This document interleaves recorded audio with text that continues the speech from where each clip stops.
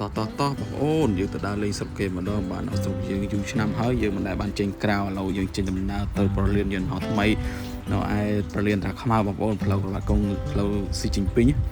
អញ្ចឹងយើងមកដល់ច្រកចូលនៃប្រលានហើយចឹងតិចទៀតយើងទៅដល់ខាងក្នុងជួបជុំគ្នាដើម្បី check in សម្បត្តិយន្តហោះបាទហើយយើងត្រៀមខ្លួននឹងឡើងយន្តហោះជិះទៅទីក្រុងហុងកុងបងប្អូនអញ្ចឹងយើងទៅដល់លេងនៅចិត្តរបស់គ្នាប៉ុន្តែការដើរលេងរបស់យើងមានរយៈពេលវែងអាចនឹង10ថ្ងៃទៅកន្លះខែអញ្ចឹងវីដេអូរឿងវែងអញ្ចឹងខ្ញុំដាក់ខ្លីៗមកតង់សិនហើយនេះគឺជាសកម្មភាពនៃការចេញដំណើររបស់យើងពីស្រុកខ្មែរចូលទៅប្រលានយន្តហោះដើម្បី check in សម្បត្តិនិងជុំគ្នានៅមុខព្រះពុទ្ធរូបនៅក្នុងយន្តហោះនោះតែម្ដងហើយបន្តមកទៀតខ្ញុំនឹងនាំអារម្មណ៍បងប្អូនអរគ្នាទៅស្គាល់ស្រុកគេជាមួយនឹងវីដេអូរបស់ខ្ញុំដែរបាទចាំមើលតើទេសភាពនិងការរស់នៅឯប្រទេសចិនតើការរស់នៅរបស់គេគឺល្អលំដាប់កម្រិតណាដែរទៅបាទឥឡូវនេះយើងមកដល់ជុំគ្នានៅឯមុខព្រះពុទ្ធរូបហើយ